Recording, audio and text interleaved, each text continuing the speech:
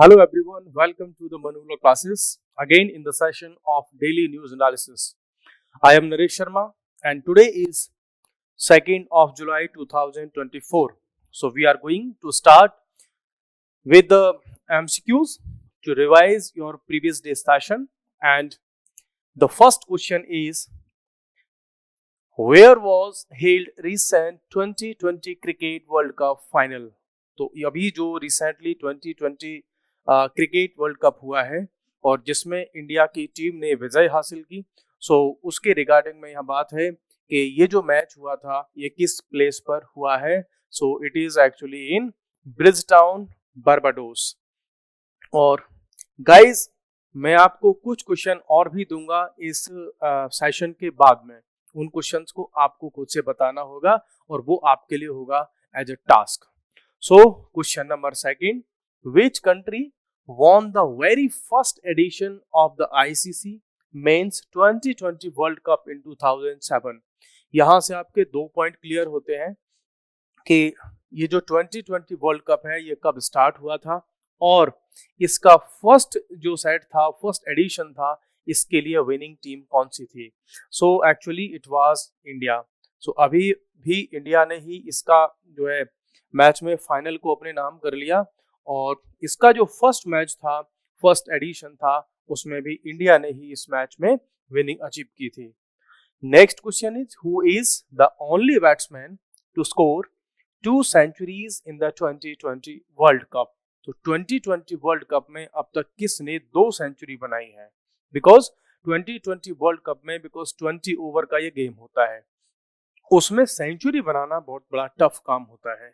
और अब तक की हम बात करें तो जो क्रिस गेल हैं, इन्होंने ही अब तक केवल जो है 2 सेंचुरी बनाई है और बाकी दूसरा ऐसा कोई प्लेयर नहीं है. चलो आपसे एक क्वेश्चन पूछ लेता हूं, ये जो क्रिस गेल हैं ये किस कंट्री से बिलोंग करते हैं? आपको ये क्वेश्चन बताना है.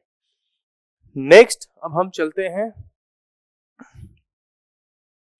2024 edition of the 2020 world cup was co-hosted by which two countries. So कौन कौन से कंट्रीज हैं जिन्होंने इस बार इसको होस्ट किया है? और वो हैं actually West Indies and United States. इन दोनों ही कंट्रीज ने इसको होस्ट किया है. नेक्स्ट क्वेश्चन है आपके लिए, बोई बुम्बा dance.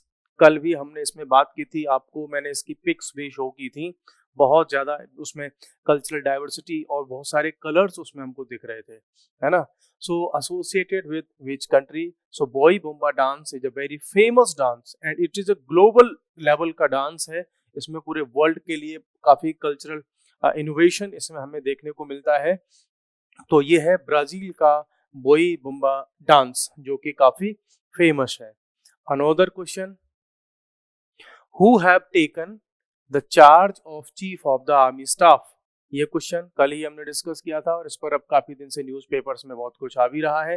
So he is general Upendra Dwivedi. इन्होंने जो है अभी recently chief of the army staff का जो पोस्ट है उसको हेल्ड किया है.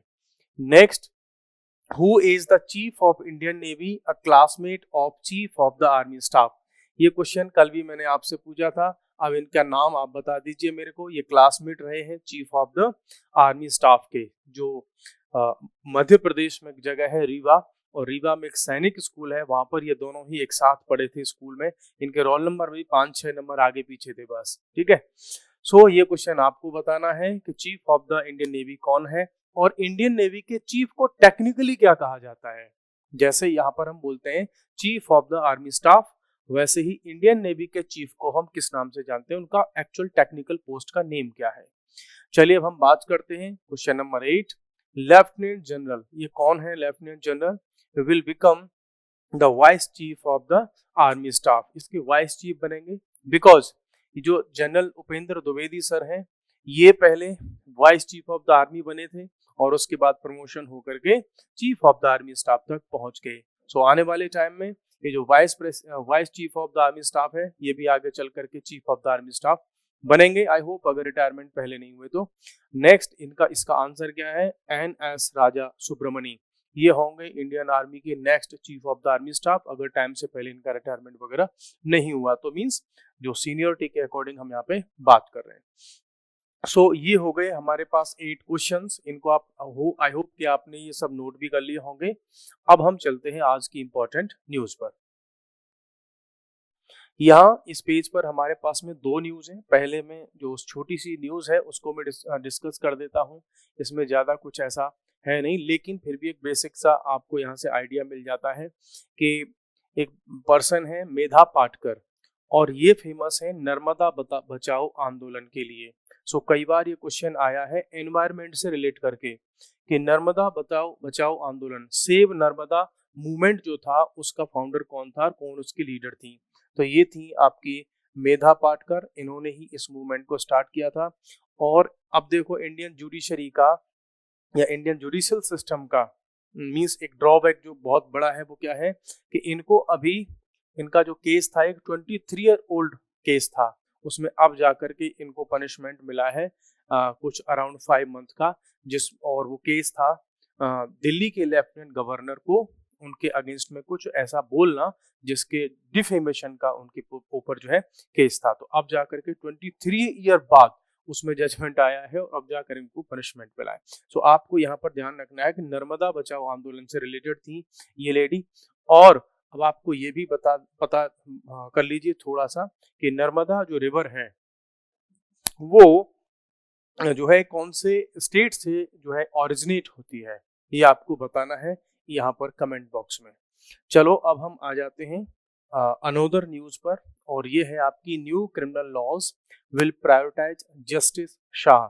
अमित शाह जो कि होम मिनिस्टर हैं गवर्नमेंट ऑफ इंडिया में, अगेन पिछली बार भी ये गवर्नमेंट ऑफ इंडिया में होम मिनिस्टर थे और इस बार भी हैं। यहाँ पर ये कुछ बात कह रहे हैं कि जो ये कह रहे हैं कि जस्टिस प्रायोरिटाइज जस्टिस मीन्स ये जो 3 नए लॉ आए हैं इनकी प्रायोरिटी होगी जस्टिस देना। जबकि इससे पहले के जो लॉ थे जो कि ब्रिटिश पीरियड के बने हुए थे, और उन लॉज का जो मोटिव था वो इंडियन पीपल को पनिशमेंट देना था। जबकि इन लॉज का ये जो लॉज हैं their priority will be to provide justice for the people of India and every citizen every person in India. So इसका मेन फोकस होगा। अब इसमें से बहुत सारे टेक्स्ट आपको नहीं दिख रहे होंगे और उसके लिए मैंने इसके जो की पॉइंट्स हैं उनको नीचे समराइज किया है, वहां आप देख सकते हैं क्या क्या इसके मेन पॉइंट्स हैं। So just have a look on all these points. It will take up the 3-4 years for relevant technical aspects. देखो जब भी कोई नया लॉ आता है तो जब उसके डिटेल में जाते हैं उससे रिलेटेड एफआईआर होती है, जो है वो केस बनता है, कोर्ट में जाता है, फिर वो बाद में सुप्रीम कोर्ट तक जाता है, उसमें चैलेंजेस होते हैं। तो यहाँ पर हम उन टेक्निकल एस्पेक्ट्स की बात कर रहे हैं कि ऐसे किसी भी लॉ को जो है फाइनल स्टेज तक पहुंचने में, उसमें क्लैरिटी आने में 3 से 4 years लग सकते हैं। तो यहाँ पर गवर्नमेंट का कहना है कि देखो उस टेक्निकल एस्पेक्ट का 3 से 4 जो ईयर्स इसमें लग सकते हैं जब ये कम्प्लीटली एप्लीकेबल हो जाएंगे। सो ये उन्होंने कहा है कि अगर कुछ भी डाउट्स हैं, कोई क्लैरिफिकेशन की नीड है, तो जुडिशियल सिस्टम में सब जगह पर यही होता है कि कोर्ट के बाद उसमें क्लैरिफिकेशन आते हैं और उसमें थोड़ा सा टाइम लगता है। नेक्स्ट इनका पॉइंट है कि laws are available in all languages in the 8th schedule. So इस बार ये बहुत अच्छा हुआ है कि हमारे ये जो तीनों जो नए लॉ हैं इनको इंडियन कॉन्स्टिट्यूशन की जो 8th शेड्यूल है जिसमें 22 लैंग्वेजेस हैं, उन सारी की सारी लैंग्वेजेस में इनको ट्रांसलेट किया गया है और वो सारे के सारी लैंग्वेजेस में अवेलेबल है। दूसरा ये बात करते हैं कि जो प्रोसीडिंग्स वगैरह होंगी स्टेट्स में, उनमें प्रोसीडिंग्स होंगी उसमें वो कंटेंट आपको आपकी लैंग्वेज में अवेलेबल होगा, और वहाँ की प्रोसीडिंग्स जो होंगी वो भी इन लोकल लैंग्वेजेस में अवेलेबल होंगी।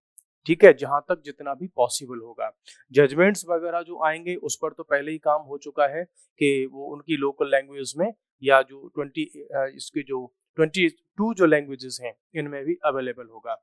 नेक्स्ट ये बात करते हैं कि आफ्टर दैट जब ये मीन्स इतना टाइम हो जाएगा तो विद इन 3 years ये कह रहा है कि justice with in 3 years from FIR.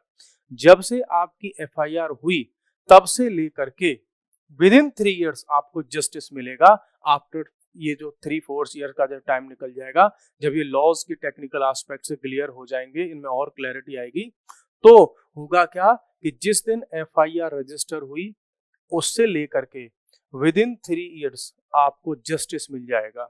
Means lower court से लेकर के सुप्रीम कोर्ट तक की जो यात्रा है जुडिशियल इंटरवेंशन की, उसके इंटरप्रिटेशन की, वो विद इन 3 ईयर्स कंप्लीट हो जाएगी और आपको जस्टिस मिल जाएगा। अगर ऐसा हुआ तो ये अपने आप में एक मिरेकल होगा इंडिया में।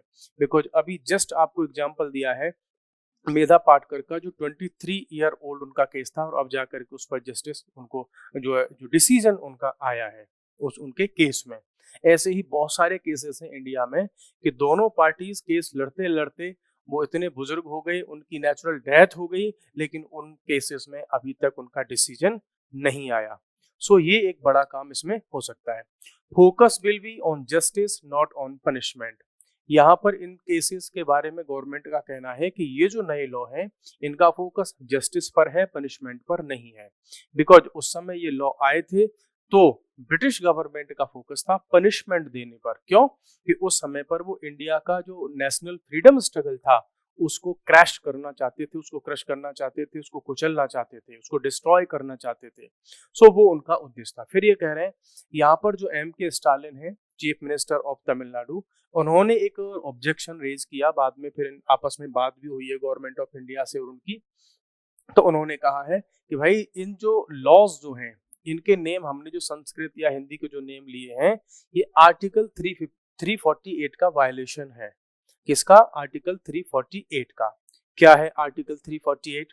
जब आप आर्टिकल 348 की बात करेंगे तो it is an article under the Indian constitution जो बात करता है कि इंडिया के जो सुप्रीम कोर्ट एंड अदर जो हाई कोर्ट्स हैं उन सब में जो प्रोसीडिंग्स होगी वो इंग्लिश में होगी, ये बात करता है उसकी। प्लस ये एक्ट कहता है, सॉरी ये जो आर्टिकल कहता है कि जितने भी एक्ट्स होंगे लेजिस्लेचर में, जब उनका फॉर्मेशन होगा, उनका इंट्रोडक्शन होगा, उसमें अमेंडमेंट्स होंगे, तो उनका जो बेसिक वर्क है वो इंग्लिश में ही स्टार्ट होगा। तो यहाँ पर स्टालिन साहब कह रहे हैं कि इसमें जो हमने नाम रख दिए हैं इन एक्ट के कि भारतीय न्याय संहिता, भारतीय नागरिक सुरक्षा संहिता, भारतीय साक्ष्य अधिनियम, ये जो नाम है वो इंग्लिश में नहीं है, इसलिए ये इस आर्टिकल का वायलेशन करते हैं। सो बेसिक सी बात है कि इंडिया है, इंडिया की अपनी लैंग्वेजेस हैं, अगर उसमें नाम है अगर आ रहा है सो आई होप कि कोई ऐसा ऑब्जेक्शन नहीं। लेकिन उस आर्टिकल को आप बहुत ज्यादा डिटेल में पढ़ोगे तो क्लियर हो जाएगा कि नहीं ये उसका वायलेशन नहीं है, कि उसके लिए उसी आर्टिकल में कुछ अदर एक्सेप्शंस भी प्रोवाइड किए गए हैं। नेक्स्ट है हमारे पास में custody has not been extended to 60 days but it is 15 days within first 60 days। ये एक इशू था, कल भी हमने इस पॉइंट पर बात की थी।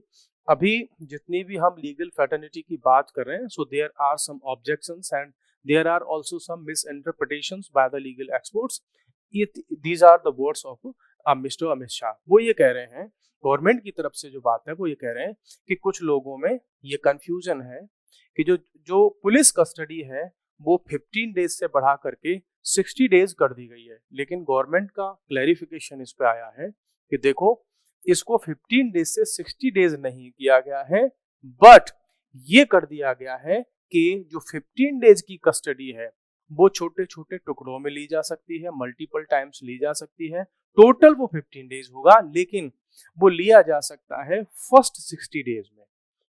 जब से केस स्टार्ट हुआ तब से लेकर के 60 डेज के अंदर में उस पुलिस कस्टडी को लिया जा सकता है। इसके पीछे का लॉजिक क्या है? अगर इस लॉजिक को आप समझोगे तो आपको शौक लगेगा। देखो लोग कैसे लूप होल्स को यूज करते हैं। सपोज करो FIR रजिस्टर हुई कहीं पर भी, है ना, और केस आपका स्टार्ट हुआ, आपको अरेस्ट करने की बात आई जो या पुलिस कस्टडी की बात आई, तो लोग बड़े चतुर होते हैं, स्पेशली नेता टाइप के जो लोग होते हैं, और उनके लिए चतुराई सिखाते कौन है? लॉयर्स बताते हैं, एडवोकेट्स ही उनको लूप होल्स बताते हैं। तो लोग क्या करते हैं, जैसे ही पुलिस कस्टडी की बात आती है, और पुलिस कस्टडी में भाई इंटेरोगेशन होगा, पूछताछ होगी, और उसमें तो कई बार टॉर्चर भी होता है। सो क्या करते हैं, जैसे ही अरेस्ट का टाइम आता है तो वो क्या करते हैं, फर्स्ट 15 डेज वो चले जाते हैं हॉस्पिटल, कोई भी गंभीर बीमारी की बात कर देते हैं और वहां जाकर के हॉस्पिटल में लेट जाते हैं। अब पहला वाला जो लॉ था CRPC वो क्या कहता था कि पुलिस को अगर कस्टडी मिलेगी तो फर्स्ट 15 डेज में ही मिल सकती है, ठीक है। अब पहले 15 डेज तो उन्होंने हॉस्पिटल में निकाल दिए, अब उनको पुलिस कस्टडी नहीं मिलेगी, अब तो वो सीधा जेल में रहेंगे, जुडिशियल कस्टडी में रहेंगे। तो पुलिस को इंटेरोगेशन करने का टाइम, उससे पूछताछ करने का टाइम नहीं मिलता था और वो 15 डेज का टाइम को वो यूटिलाइज कर लेते थे। अब ये जो नया लॉ है वो ये कह रहा है कि कस्टडी तो 15 डेज की ही मिलेगी, पुलिस के पास 15 डेज ही रखा जाएगा किसी पर्सन को, लेकिन पहले 60 डेज तक रखा जा सकेगा। मींस अब तुम अगर जाकर के हॉस्पिटल में एडमिट होना चाहते हो तो हो जाओ फिर 60 डेज के लिए, है ना। बीच में कभी तो रिलीफ मिलेगी ना आपको, तो पुलिस उसी में आपको ले लेगी अपनी कस्टडी में और फिर इंटेरोगेशन करेगी। So this is the this point about the police custody. Next है on missing sections on sexual crimes against man and transgender. So यहाँ पर गवर्नमेंट का कहना है कि जो सेक्सुअल क्राइम्स है अगेंस्ट मैन एंड ट्रांसजेंडर, इनके लिए अगर अभी स्पेसिफिक सेक्शंस नहीं है तो उनका कहना है कि ऐसे इश्यूज पर अभी गवर्नमेंट के उसके सुप्रीम कोर्ट के बहुत सारे जजमेंट्स अवेलेबल हैं, तो उनको लेटेस्ट में हम डील कर सकते हैं, बाकी इसमें नए सेक्शंस वगैरह बाद में अभी ऐड कर दिए जाएंगे। नेक्स्ट है for any technical issues interpretation we will discuss with the supreme court. तो गवर्नमेंट का कहना है कि ठीक है, अभी इसमें जो टेक्निकल इश्यूज आएंगे और भी क्लैरिटी की रिक्वायरमेंट होगी तो गवर्नमेंट सुप्रीम कोर्ट के साथ में इन मैटर्स को डिस्कस करेगी और उन चीजों को हम जो है क्लैरिफाई करेंगे। अगर कहीं पर भी इंटरप्रिटेशन का टेक्निकलिटी का कोई इशू है तो सुप्रीम कोर्ट के साथ में मिलकर के उसको डिस्कस कर लिया जाएगा। सो ये पॉइंट थे इस आर्टिकल में जो कि उसकी जिस्ट थे। नेक्स्ट अब हम चलते हैं अनदर आर्टिकल पर। Government undecided on deadline to fix boundaries for census. आपको पता होगा कि जो सेंसस की प्रोसेस है, census means counting of the population, और पॉपुलेशन की जब काउंटिंग होती है तो इट इंक्लूड्स मल्टीपल फैक्टर्स। आपकी एज की भी बात होगी, आपकी प्रॉपर्टी से रिलेटेड बातें होती हैं, उसमें कितने भाई हैं, कितने बहन हैं, क्या किसका नाम है, कौन किस प्रोफेशन में है, वो सारी डिटेल्स जो है उसमें रिकॉर्ड की जाती है। सो अभी तक लास्ट जो हमारा सेंसस हुआ था वो 2011 में हुआ था और उसके बाद से अभी तक सेंसस नहीं हुआ है। Actually this was suppose to happen in 2021।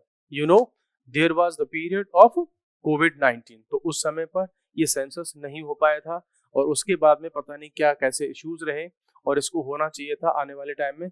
सो बार बार इसकी जो डेडलाइंस हैं वो चेंज की जो होती रही है। अब उसमें गवर्नमेंट की तरफ से कुछ पॉइंट्स आ रहे हैं कि हो सकता है आने वाले 6 to 8 मंथ्स में इस सेंसस को कंप्लीट कर लिया जाएगा। अब सबसे पहले मैं आपसे पूछ रहा हूं कि एक क्वेश्चन है कि इंडिया में फर्स्ट सेंसस कब हुआ था? ठीक है, इंडिपेंडेंस से पहले की भी बात इसमें इंक्लूडेड है। So first census before independence कब हुआ था और उस समय पर जो गवर्नर जनरल था इंडिया का वो कौन था? फिर आपके लिए क्वेश्चन है कि फर्स्ट सेंसर आफ्टर इंडिपेंडेंस कब हुआ था? इन दोनों क्वेश्चंस का आपको आंसर देना है कमेंट बॉक्स में, इनको फिर हम कल के सेशन में डील करेंगे। सो ये इसमें पॉइंट्स हैं। यहाँ पर इस पॉइंट्स का इस सेंसस वाले आर्टिकल का रिलेशन इस बात से भी है कि अगर हम 2029 में, ध्यान रखना इस बात को, कि 2029 में अगर हम जो एक बिल आया था, अगर आपको ध्यान हो, बाद में फिर वो एक्ट हुआ, कॉन्स्टिट्यूशन अमेंडमेंट की भी बात हुई, और वो था आपका नारी शक्ति वंदन अधिनियम। ये जो आया था 2000 जो है अभी रिसेंटली आया है 23 के एंड में। तो इसमें बात की गई है कि हम 33% रिजर्वेशन देंगे वुमेन को लोकसभा में और स्टेट्स की लेजिस्लेटिव असेंबलीज में। तो इस 33% का आप कैलकुलेशन कैसे करोगे, सीट शेयरिंग को कैसे रखोगे? उसके लिए हमको रिक्वायरमेंट होगी पॉपुलेशन के सेंसस की, तब वहां से वो हमको डेटा मिलेगा, तब वो चीजें आगे इम्प्लीमेंट हो पाएंगी। बाकी इस पर जब कोई नया जो है डेटा आएगा तब हम डिस्कस करेंगे। तो बेसिक सी बात इसमें ये पॉइंट्स थे। Next, NHRC issues notices to Center and Tamil Nadu government। तो नेशनल ह्यूमन राइट्स कमीशन ने अभी एक नोटिस दिया है सेंट्रल गवर्नमेंट को और तमिलनाडु गवर्नमेंट को। अब मेरे को बता दो आप बेसिक सा कि NHRC का चेयरमैन कौन है या चेयरपर्सन कौन है। देखो, जब हम डेली ऐसी चीजों से रोजाना उनसे इंटरेक्शन होता रहता है थोड़ा गूगल करते रहते हैं, बार बार उन नेम्स को सुनते रहते हैं, तो वो चीजें हमारे माइंड में सेव हो जाती हैं बार बार रिपीट होने से। इसीलिए करंट अफेयर न्यूज़पेपर पढ़ने की रिक्वायरमेंट होती है। सो अब जैसे आपसे पूछ लिया एनएचआरसी का इस समय चेयरपर्सन कौन है, कब ये एस्टेब्लिश हुआ था, आप मेरे को कमेंट में लिख दो, आपको लर्न हो जाएगा। So this is the process to understand the vast GS, और उसको आप तभी कोप अप कर पाओगे। और देखो कई बार क्या हो रहा है, बहुत सारे स्टूडेंट्स ऐसे भी होते हैं कि वो न्यूज़पेपर को इतना टाइम दे देते हैं कि जो कि रेलेवेंट नहीं होता, और जगह जगह पर क्या कर रहे हैं वो, यहाँ पर भी जो है डेली न्यूज एनालिसिस को अटेंड कर लिया, फिर कहीं दूसरे का भी कर लिया, कहीं फिर तीसरी जगह पर भी जा करके कर लिया। They are totally wasting their time. आपको एक जगह पर एक सोर्स को कंसीडर करना है और चीजों को रिवाइज करना है। जो एक फैकल्टी, एक जो टीचर है वो आपको जो सजेस्ट कर रहे हैं उनको इम्प्लीमेंट करो और ज्यादा से ज्यादा रिवीजन करो। अदरवाइज अगर बहुत ज्यादा सोर्सेज पर आप कोशिश करोगे कि सारा कुछ आप कवर कर लें मल्टीपल सोर्सेज से, 2-3 न्यूज पेपर्स पढ़ लें, वो कभी भी फिजिबल नहीं होता, आपके लिए बेनिफिशियल नहीं रहेगा। और जीएस का मतलब ये नहीं होता कि आप सब कुछ पढ़ लें। बहुत सारे स्टूडेंट्स को ये पता होता है कि what I have to read, लेकिन ज्यादातर स्टूडेंट्स को ये नहीं पता होता कि व्हाट नॉट टू रीड। हमें क्या नहीं पढ़ना ये उनको पता ही नहीं होता, और उनका ज्यादातर टाइम कहाँ जाता है, इस वाले सेक्शंस में वो शेयर कर देते हैं अपना। सो आपको इन चीजों से बचना है कि बहुत ज्यादा उस पर टाइम आपको नहीं देना है। ज्यादा सोर्सेस रिसोर्सेज पर मत जाओ, जो अवेलेबल हैं पहले उनको कंप्लीट करो और रिवीजन पर फोकस करो। चलो आगे बढ़ते हैं फिर इसमें। सो एनएचआरसी का आपको एक तो चेयरपर्सन बताना है, और इसके साथ में एनएचआरसी की एस्टेब्लिशमेंट कब हुई, कौन सा इसके अंदर में एक्ट आया, ये भी आप मेरे को बता सकते हो, और चीज़ों को रिवाइज करते जाओ। बिकॉज एनएचआरसी की अगर मैं बात करूं तो इससे रिलेटेड पहले भी कई बार चीज़ें आई हैं, ठीक है, तो आपको ये पता होगा। अब इसमें इश्यू क्या है, इसमें 2-3 पॉइंट हमें यहाँ से मिलेंगे। एक पॉइंट है फॉक्सकॉन के बारे में। क्या है फॉक्सकॉन, मैं आपको यहाँ पर बता देता हूँ। फॉक्सकॉन, ये फॉक्सकॉन क्या है, एक कंपनी है, और एप्पल जो कंपनी है उसके लिए असेंबलिंग और कुछ चीजों को बनाने का काम करती है ये, ठीक है। और आईफोन की असेंबलिंग प्लांट जो आपका सब पता होगा श्री पेरम्बदूर में है ना, वहां पर काम होता है, इसका असेंबली होती है आईफोन की इंडिया में। अब हुआ क्या है कि इसके इस प्लांट में इनफॉर्मली ये चीजें चल रही हैं कि भाई अपने यहाँ पर ऐसे एम्प्लॉइज को मत लो, और स्पेशली कौन, वुमेन। और वुमेन कौन सी वाली, मैरिड। बोला मैरिड वुमेन को हमें अपनी कंपनी में हायर नहीं करना है। ये इनफॉर्मली इस कंपनी में चल रहा है, बहुत सारी कंप्लेन आ रही है इसमें महिलाओं की तरफ से, विमेन की तरफ से, सिविल सोसाइटी ऑर्गेनाइजेशंस की तरफ से, ह्यूमन राइट्स ऑर्गेनाइजेशन की तरफ से। अगर ऐसा ठीक है तो इस पर क्या कहा है, जो एनएचआरसी ने नोटिस भेजा सेंट्रल गवर्नमेंट को और तमिलनाडु गवर्नमेंट को, क्योंकि प्लांट तमिलनाडु में है, तमिलनाडु के श्री पेरुम्बदूर में है वहां पर। सो यहाँ पर ये बात निकल कर के आ रही है कि अगर ऐसा हो रहा है तो चाहे वो प्राइवेट इंडस्ट्री हो, चाहे वो गवर्नमेंट इंडस्ट्री हो, चाहे वो एमएनसी हो, मल्टीनेशनल कॉरपोरेशन हो, इस तरीके के जो डिस्क्रिमिनेशंस होते हैं based on gender, based on religion, based on caste, अगर ऐसे जो डिस्क्रिमिनेशन होते हैं कभी भी सोसाइटी के फेवर में नहीं होते, इनको हमको जो है डील करना होगा इनके साथ में। यहीं पर साथ में फिर ये बात करते हैं कि देखो ये जो ह्यूमन राइट्स की बात है, it is not limited to only Indian laws, but इसमें क्या क्या होना चाहिए, ये कह रहे हैं कि हमें इंडिया को और बाकी कंपनीज को केवल इंडियन कॉन्स्टिट्यूशन के डायरेक्शंस को, उनके प्रोविजंस को ही फॉलो करने से काम नहीं चलेगा। हमको इंटरनेशनल लेवल की जो ट्रीटीज हैं, कन्वेंशन हैं, उनको भी फॉलो करना होगा, उनको भी अपने यहाँ इम्प्लीमेंट करना होगा, चाहे वो ट्रीटीज हो, चाहे वो कन्वेनेंट्स और जो है कोवेनेंट्स हो। इसमें कहते हैं जैसे कि एग्जाम्पल देते हैं such as international covenant on civil and political rights, ये भी एक इंटरनेशनल ट्रीटी है।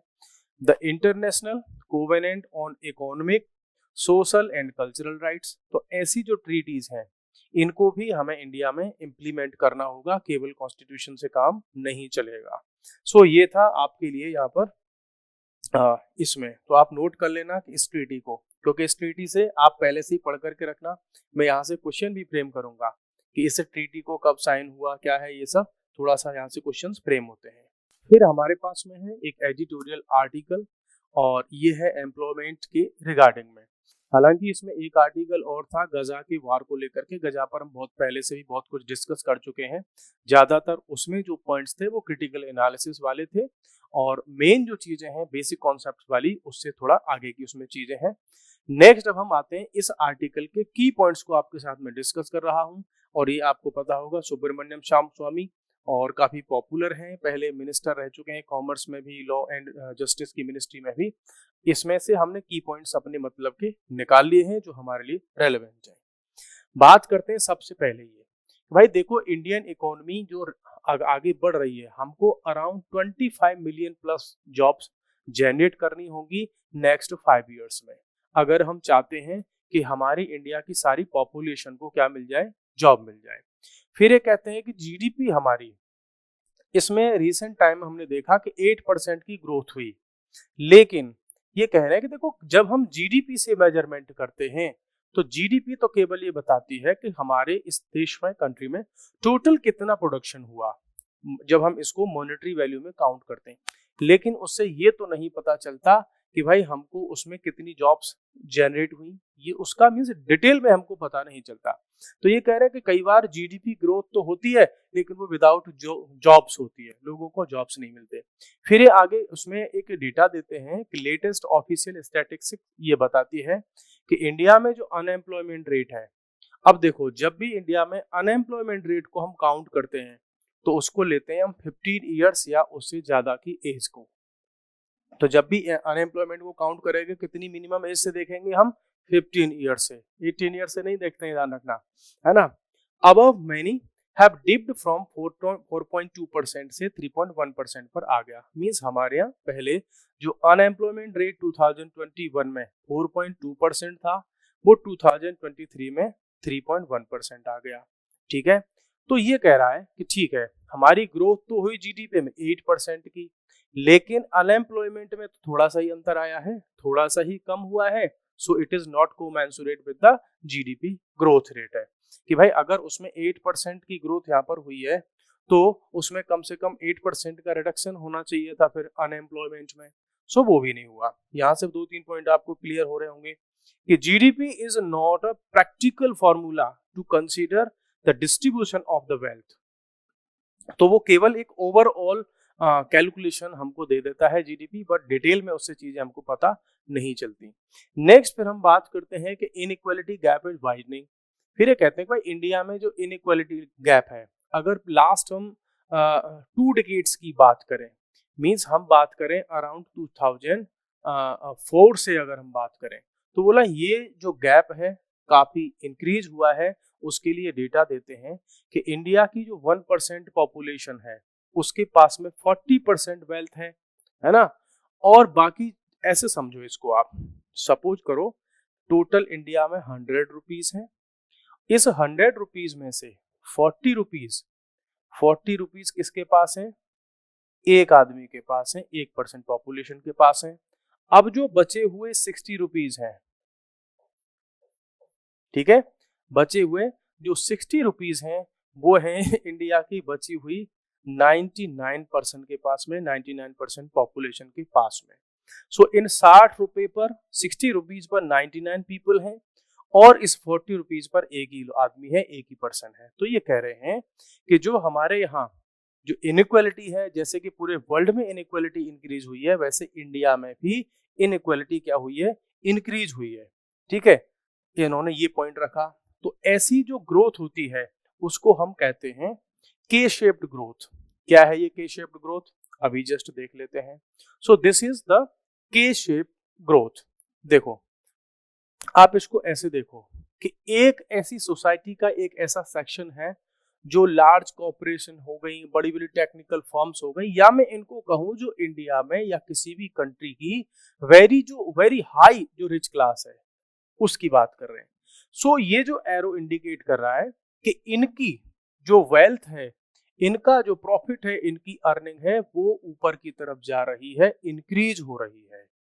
बट जो छोटे लोग हैं, जो गरीब हैं और जो स्मॉल बिजनेस वाले हैं, छोटे छोटे हैं, या जो ब्लू कॉलर जॉब्स हैं, लेबरर्स हैं, वर्कर्स हैं, अनऑर्गेनाइज्ड सेक्टर के वर्कर्स हैं, जो फार्मर्स हैं, रिक्शा पुलर्स हैं, उनकी इनकम क्या हो रही है, या वो जा रहे हैं नीचे की तरफ। मींस रिच रिच होता जा रहा है, पुअर पुअर होता जा रहा है। सो ऐसी इस शेप को हम बोलते हैं के शेप ग्रोथ। ठीक है, तो उन्होंने इस बात पर कही है। फिर इसमें हम कुछ और पॉइंट्स की बात कर लेते हैं जो हमें यहाँ से पता चला कि जब भी हम कोई भी डेटा, स्पेशली इकोनॉमिक्स की हम बात कर रहे हैं यहाँ पे, तो वो हमारे पास में 4 क्वार्टर्स में एक ईयर को डिवाइड किया जाता है, वहां से डेटा मिलता है। ज्यादातर स्टूडेंट्स को ये बात नहीं पता होगी कि जो 1 ईयर होती है, 1 ईयर जो होगी, ठीक है, वो 4 पार्ट में डिवाइडेड होती है क्वार्टर्स में, और क्वार्टर्स के बेसिस पर ही ये डेटा जनरेट होता है। तो पहला क्वार्टर होता है अप्रैल से जून का। यू नो कि अप्रैल से जो है आपकी स्टार्ट होती है जो फाइनेंशियल ईयर है। सो पहला जो क्वार्टर होता है अप्रैल से जून, नेक्स्ट होता है जुलाई से सितंबर, और थर्ड होता है अक्टूबर से दिसंबर, और फिर फोर्थ क्वार्टर होता है जनवरी से अगेन वापस मार्च तक। अब आप में से बता दो मेरे को ये बात कितनों को पता थी कि एक क्वार्टर जो है, एक ईयर को, फाइनेंशियल ईयर को हम 4 क्वार्टर में डिवाइड करते हैं, और उसी के अकॉर्डिंग डेटा रिलीज होता रहता है कि फर्स्ट 3 मंथ में कैसी ग्रोथ रही, नेक्स्ट 3 मंथ में कैसी ग्रोथ रही, फिर 3 मंथ में क्या ग्रोथ रही, क्या डाउनफॉल रहा, और फिर फाइनली जो है इन चारों ईयर्स को निकाल करके पूरा कैलकुलेट करके मार्केट में रिलीज किया जाता है डेटा। और इन चारों के बेसिस पर ही अगर आपने देखा होगा, जब बजट रिलीज होता है तो बजट से पहले आता है आपका इकोनॉमिक सर्वे। इकोनॉमिक सर्वे आता है, उसमें पूरी लास्ट ईयर का सब कुछ सर्वे की फॉर्मेट में ये डेटा वगैरह हमको वहां पे मिलता है ऑथेंटिसिटी के साथ में। अब ये कहते हैं कि भाई आने वाले टाइम में हमें क्या करना होगा। सो वो कहते हैं need for a new strategy, हमको एक नई स्ट्रेटेजी की रिक्वायरमेंट होगी। ये कहने कि लास्ट डिकेड की अगर हम बात करें, सो हमारे जितने भी इकोनॉमिस्ट थे उन्होंने ये कहा कि भाई हम लाना चाहते हैं नेक्स्ट जनरेशन रिफॉर्म। मींस अगर इंडिया को ग्रोथ को, इंडिया की इकोनॉमिक ग्रोथ को, उसमें एम्प्लॉयमेंट को, उसमें डेवलपमेंट को, उन सबको आगे बढ़ाना है, तो नेक्स्ट जनरेशन रिफॉर्म्स हमें लेकर के आने होंगे। भाई एक बार तो हम रिफॉर्म्स पहले ही ला चुके हैं 1991 के आसपास में, जिसको हमने एलपीजी रिफॉर्म्स कहा था। कौन से रिफॉर्म्स थे वो? एलपी और जी रिफॉर्म्स, लिबरलाइजेशन, प्राइवेटाइजेशन और ग्लोबलाइजेशन। तो ये कह रहे हैं अब हमें इससे आगे के भी कुछ रिफॉर्म्स लेकर के आने होंगे। ठीक है, फिर कह रहे हैं कि अगर ऐसे डिसीजन लेने की रिक्वायरमेंट रहेगी, क्योंकि गवर्नमेंट को जब टफ डिसीजंस लेते होते हैं तो उसको चाहिए होती है फुल मेजोरिटी। अब इस बार जो गवर्नमेंट बनी है उनके पास में फुल मेजोरिटी नहीं है, तो ऐसे टफ डिसीजन लेने में उनको दिक्कत आएगी। जैसे अगर हम बात करें कि कोई ऐसा डिसीजन लेना है जिसमें ओवरऑल चेंज करना हो, बहुत बड़े स्ट्रक्चरल चेंजेस करने हो, तो गवर्नमेंट कोई भी हो उन सबके सामने एक प्रॉब्लम होती है कि कहीं ऐसा ना हो कि कोई टफ डिसीजन ले लें हम, और उसको जो विपक्ष होता है उसको ये नहीं दिखता है, मोस्टली विपक्ष कि जो अपोजिशन होता है कि इससे देश का क्या होगा, उनको ये दिख रहा होता है अपनी वोट।